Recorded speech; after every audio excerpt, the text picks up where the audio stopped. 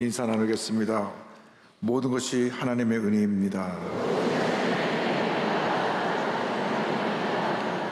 한 번 더 인사합니다. 모든 것이 감사입니다.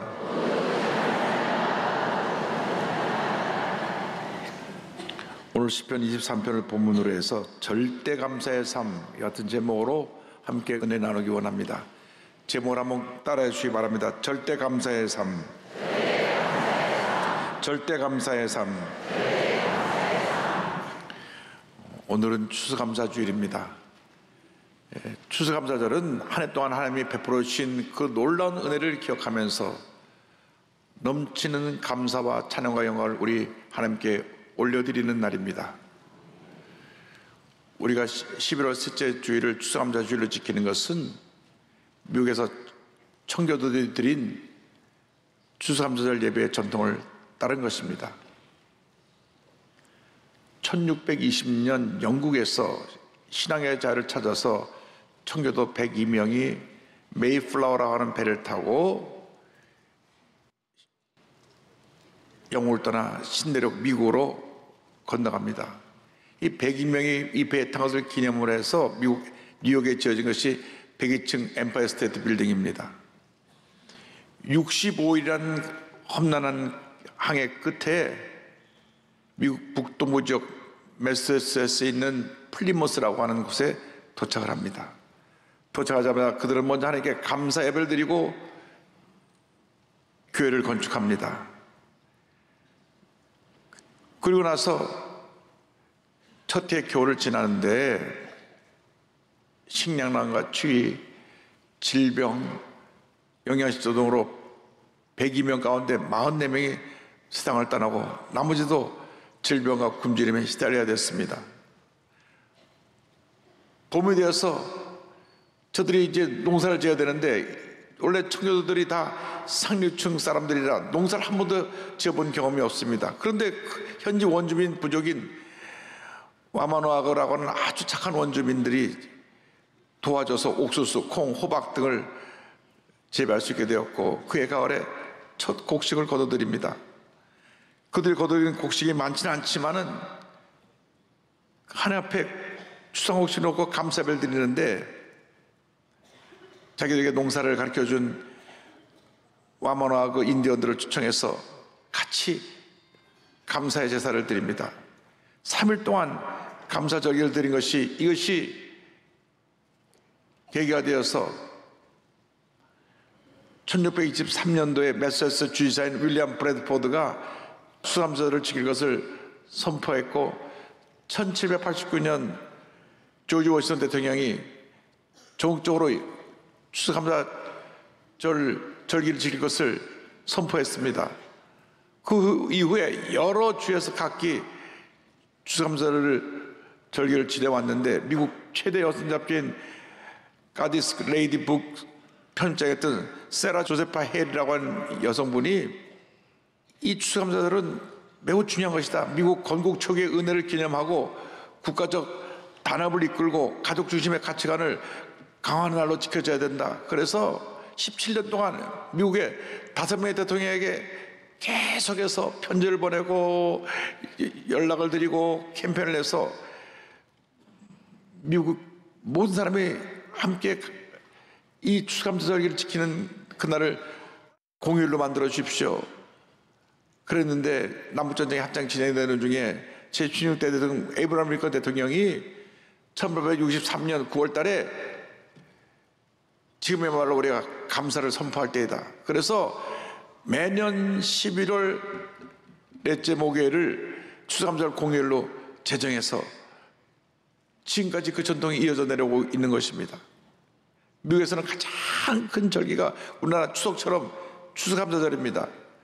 11월 넷째 목요일인데 수요일부터 수, 목, 금, 토, 주일 닷새 동안을 감사절기로 저들이 드립니다. 온 흩어졌던 가족이 모여서 함께 칠면조 고기를 굽고 식사를 하면서 가족끼리 예배도 드리고 하나님께 감사하면서 이 귀한 날을 기념하는 것이 바로 추수감사절 전통인데 이것이 복음이 들어간 모든 나라에 전파되어서 우리 대한민국도 아시아 최대 기독교 국가로 11월 셋째 주일을 추수감사절로 지키고 있는 것입니다. 우리는 한평생 주님 은혜에 감사하는 삶을 살아야 됩니다. 나 같은 죄인이 고마다 하나님 자녀가 되는 것은 무조건 감사의 제목입니다. 우리 예수 믿는 사람들은 절대 긍정, 절대 감사가 되어야 되는 것입니다. 시편 23편은 다윗이 그 많은 어려움과 고비를 겪고 그의 인생의 말년이 다가와서 뒤를 돌아보니까 감사할 것밖에 없어요. 어린 시절 목동이었던 그런 고백합니다. 주님은 나의 목자가 되셔서 부족함이 없는 삶을 살았습니다. 주님은 한평생 우리의 목자가 되십니다. 목자가 되신 하나님에 대해서 그런 시편 23편 1절에 이렇게 고백합니다. 야훼는 나의 목자시니 내게 부족함이 없으리로다. 양들의 삶은 전적으로 목자에게 달려 있습니다. 양들이 좋은 목자를 만나면 행복하고 무엇 하나 부족함 없는 풍성한 삶을 살게 되는 것입니다. 그러나 나쁜 목자를 만나면 그 자체가 불행입니다. 모든 것이 부족하고 상처투성이인 그런 삶을 살아갈 수밖에 없게 되는 것입니다. 악한 원수마귀는 나쁜 목자와도 같습니다. 하나님의 형상대로 지음받은 우리 인간을 죽이고 멸망시키려고 지금도 우리들의 연약한 부분, 약자들을 공격하고 과거에 우리의 잘못을 들춰내서 또 우리를 멸망시키려고 있는 것입니다. 그래서 요한복음 10장 10절에 예수님 말씀하셨습니다. 도둑이 오는 것은 도둑질하고 죽이고 멸망시키려는 것뿐이요 마귀 하는 일입니다. 내가 온 것은 양으로 생명을 얻게 하고 더 풍성히 얻게 하려는 것이라. 예수님은 양으로 생명을 얻고 더 풍성히 얻게 하기 위해서 이 땅에 오셨습니다. 선한 목자 되신 예수님께서 이 땅에 오셔서 우리에게 영생을 주시기 위해서 우리의 모든 죄를 짊어지고 십자가 달려 피 흘려 돌아가신 것입니다. 예수님은 이렇게 자신의 몸을 희생하기까지 우리를 사랑하신 것입니다. 요한복음 10장 11절은 말씀합니다. 나는 선한 목자라. 선한 목자는 양들을 위하여 목숨을 버리거니와. 이것은 하나님의 전적인 은혜, 예수님의 희생적인 사랑으로 은혜에서 구원받은 우리들은 그저 감사합니다, 감사합니다, 감사합니다, 감사합니다. 감사하게 될 것이 없는 것입니다. 우리 자신을 살펴보면 우리는 참 지지리도 못난 인생들입니다. 고집불통이고 자기밖에 모르고 욱하고 그저 남을 물고 뜨고 싸우고, 여긴 그런 분 없겠지만 저쪽 가면 많아요. 이런 허물투성인 인생을 하나님이 택하셔서 자녀 삼아주시고 양들을 돌보듯이 우리를 돌봐주고 계신 것입니다. 선교사의 아들로서 태어나서 양을 직접 기르면서 양들의 생태를 잘 연구했던 필립 켈러라는 분이 양과 목자라는 책을 썼는데, 이 책을 보면 양들에 대해서, 양들의 습성을 자세히 얘기하고 있는데, 그 책에서 양과 인간이 너무나 공통점이 많다 하면서 공통점을 얘기합니다. 두려움과 소심함, 완고함과 어리석음, 군중심리, 삐뚤어진 습관, 이 모두가 양과 인간이 거의 비슷하다고 말했습니다. 더군다나 양은 고도근시가 돼서 약 5, 60cm 밖에 못 봅니다. 1m 앞을 못 봅니다. 그러니까 앞에 양의 뒷공문에만 보고 따라가는데, 그 목자가 맨 앞에 가장 고참양을 세우고 양들이 따라오게 합니다. 그래서 이 목자가 이끌어간 대로 양들은 따라가는 것입니다. 우리는 이렇게 부족하고 연약하고 문제에 투성인 존재임에도 불구하고 하나님은 무조건적으로 우리를 긍휼히 보시고 사랑하셨습니다. 많고 많은 사랑 가운데 우리 한 사람 사람을 지명하여 택하여 부르시고 주님의 자녀로 삼아 주신 것입니다. 이사야 43장 1절은 말씀합니다. 야곱아 너를 창조하신 야께서 지금 말씀하시느니라. 이스라엘아 너를 지으신 이가 말씀하시느니라. 너는 두려워하지 말라. 내가 너를 구속하였고 내가 너를 지명하여 불러나니 너는 내 것이라. 내가 너를 지명하여 불러나니 너는 내 것이라. 이 얼마나 놀라운 은혜입니까? 우리가 잘나서 구원받은 것이 아닙니다. 못난 것 투성인데 주님 우리를 일방적으로 너는 내 것이라고 택하여 부르셔서 하나님 자녀로 삼아주시고 우리의 일생을 인도해 주시는 것입니다. 목자 되신 하나님은 나의 인도자가 되십니다. 인도자가 되어 주셔서 우리 삶에 무엇 하나 부족함이 없는 삶을 살도록 우리의 삶을 은혜의 길로 복된 길로 인도해 주시는 것입니다. 한평생 주님이 예비하신 그 놀라운 은혜의 자리로 우리를 이끌어 가십니다. 시편 23편 2절은 말씀합니다. 그가 나를 푸른 풀밭에 누이시며 쉴 만한 물가로 인도하시는도다. 다윗은 일생 동안 우리의 삶을 가장 좋은 길로 인도하시는 하나님을 철저히 믿고 의지했습니다. 시편 30편 3절은 이와 같이 말씀합니다. 주는 나의 반석과 산성이시니 그러므로 주의 이름을 생각하셔서 나를 인도하시고 지도하소서. 광야 같은 인생길 살아가는 동안 주님이 참 목자가 되어서 우리의 갈 길을 인도하고 계시는 것입니다. 시편 78편 52절입니다. 그가 자기 백성은 양같이 인도하여 내시고 광야의 양떼같이 지도하셨도다. 언제나 우리를 그 사랑의 품에 품으시고 우리들이 가장 좋은 길로 우리를 인도해 주십니다. 이사야 4장 11절입니다. 그는 목자같이 양떼를 먹이시며 어린 양을 그 팔로 모아 품에 안으시며 젖먹이는 암컷들을 온순히 인도하시리로다. 주님에게 얼마나 감사한지. 절망에 처하고 고통에 처하고 문제 가운데 낙심해 있는 우리들을 일으켜 세우시고 우리를 의의 길로 인도하신다고 시편 23편 3절을 말씀합니다. 내 영혼을 소생시키시고 자기 이름을 위하여 의의 길로 인도하시는도다. 10번 넘어져도 11번 일으켜주시고 우리를 의의 길로 은혜의 길로 복된 길로 인도해 주시는 것입니다. 이 놀라운 은혜에 우리는 감사하고 또 감사하고 또 감사하고 또 감사해야 될 것입니다. 나가서 하나님 우리의 모든 걸 공급해 주시는 공급자 되시는 하나님이신 것입니다.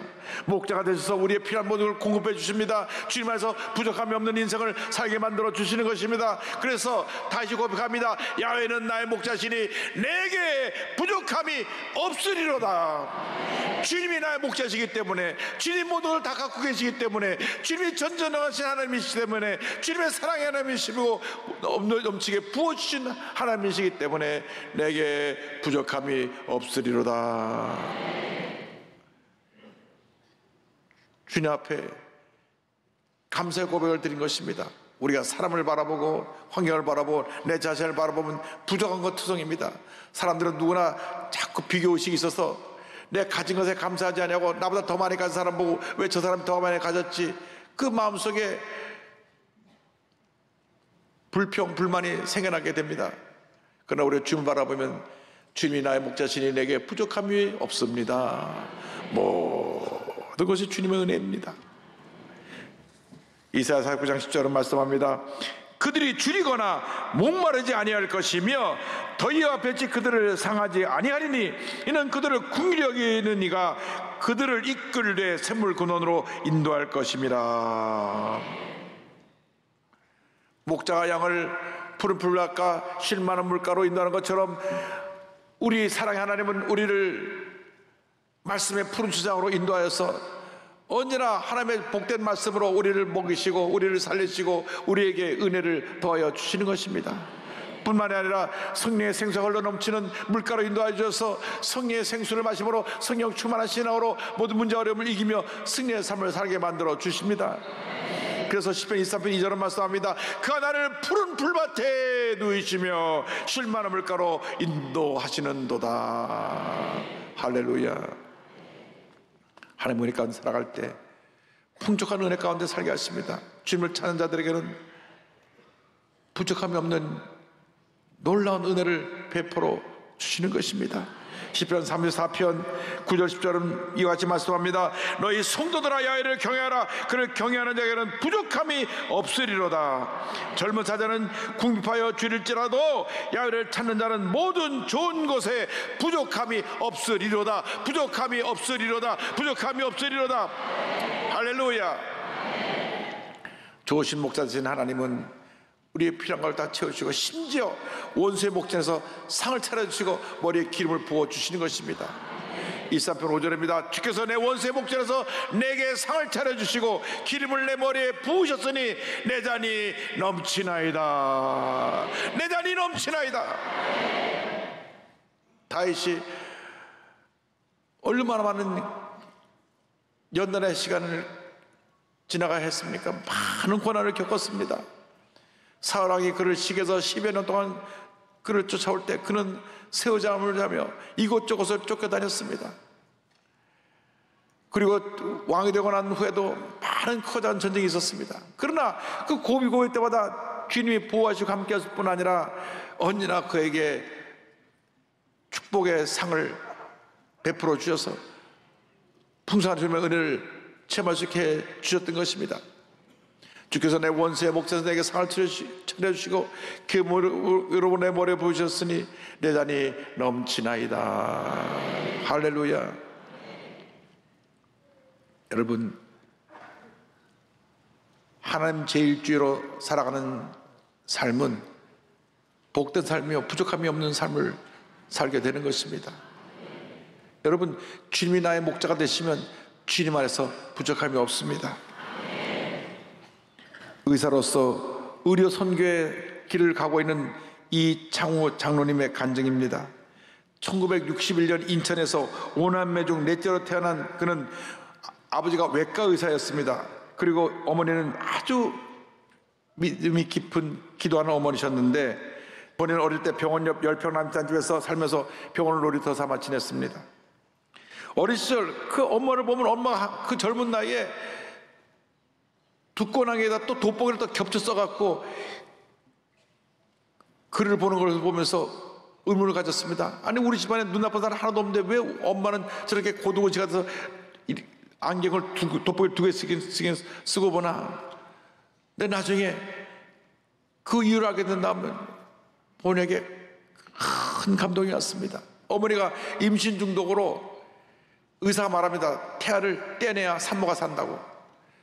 그런데 내 생명이 퇴해도 내 아이는 포기할 수 없습니다.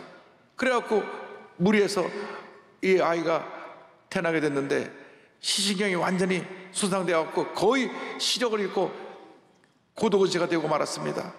그 사실을 알고 난 다음 그는 이렇게 고백했습니다. 나는 어머니의 시력과 맞바꾼 인생이다. 나는 어머니의 시력을 대신해 하나님께 드려야 할 생명이다.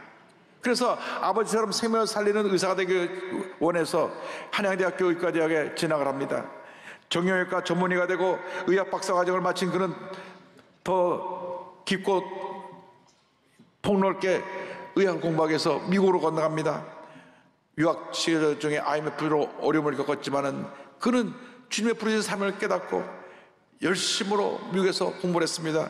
그는 고백합니다. 하나님, 미국 땅에서 많은 것을 배우도록 도와주심을 감사드립니다. 학문적인 것도 있지만 제일 크게 배운 것은 우리 인생을 우리 마음대로 사는 것이 아니라는 것입니다. 우리 부부가 한국에 돌아가면 선교에 열심을 내겠습니다. 하나님 은혜 가운데 미국 존스 홉킨스 대학, 피츠버그 대학, 하버드 대학에서 공부를 하고 교육한 다음 중북 제천 서울병원에서 일하면서 선교병원을 준비합니다.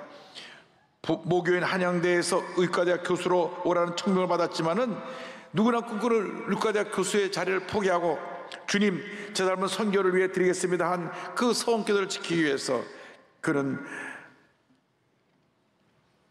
선교하는 의사의 길을 가기로 결심을 했습니다. 2001년 서울 역삼역 인근의 작은 공간을 얻어 선한 목자병원을 세우고 이곳에서 환자를 돌보면서 저소득층 어르신들, 미자립교회, 농어촌교회 목사들의 사역을 돕기 시작하다가 개원 3년째 되었을 때 해외 의료봉사를 시작합니다. 의료환경이 가장 열악한 지역부터 찾아가서 병원을 세우고 많은 환자들을 진료했는데 2004년 라오스, 파키스탄을 시작으로 2006년 네팔, 2009년 미얀마, 2011년 필리핀 등지에 선교병원을 설립합니다. 미얀마 양곤에는 35병상 규모의 선교병원을 세웠는데 언어 문화 장벽과 의료 장비 부족, 재정난도 수많은 어려움이 있었지만은 하나님 안에서는 결코 실패가 없다. 주님이 나의 목자지니 내가 부족함이 없다는 믿음으로 나가서 그래서 병원을 세우고 그가 간증하는 놀라운 일은 미얀마에서 평생 걸어보지 못한 아이를 수술해서 기적적으로 아이가 걷고 뛰게 되었어요. 할렐루야. 그는 말합니다. 그날 수술실은 예배당이 되었습니다. 그것은 의학의 승리가 아니라 은혜의 승리였고 과학의 승리가 아니라 하나님의 생명의 역사였습니다. 병원이 힘들고 어릴 때도 그는 주님만 바라보고 나오고, 주님께서 사명을 주셔서 굿셰퍼드 재단을 만들어서 전 세계 의료 취약 지역에 진료소를 세우고 질병과 장애로 고통받는 소외된 이웃을 돌보며 한국에 받은 이 복음의 은혜를 다시 주의 사랑으로 우리가 섬김으로 되갚아야 되겠다. 그래서 그는 고난당하는 이웃을 향해 그의 사랑을 실천하고 있는 것입니다.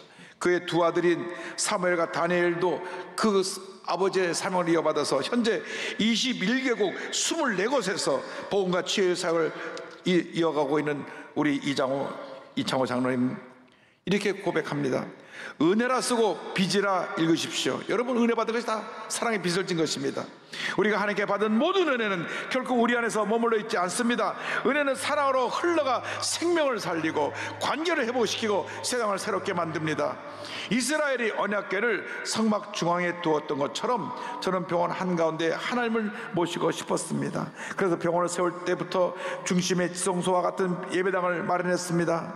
많은 사람이 그 공간을 다른 용도로 바꾸자고 제안했지만 저는 결코 그렇게 할 수 없었습니다. 그것은 우리 병원의 심장이요 하나님의 임재와 보호하심이 머무는 보좌이기 때문입니다. 받은 은혜를 사랑으로 갚으며 은혜가 더 멀리 흘러가 세상을 살리는 열매가 맺어지기를 소망합니다. 할렐루야. 우리 교회 의사 선생님들이 다 이같이 선교사가 되기를 바랍니다. 하나님께서 받은 은혜를 이렇게 베풀고 나누는 자에게 더 큰 은혜와 복을 주시고, 주님이 나의 목자시기 때문에 내가 부족함이 없다는 은혜가 평생 차고 넘치도록 그 삶에 풍성히 임하게 만들어 주실 것입니다.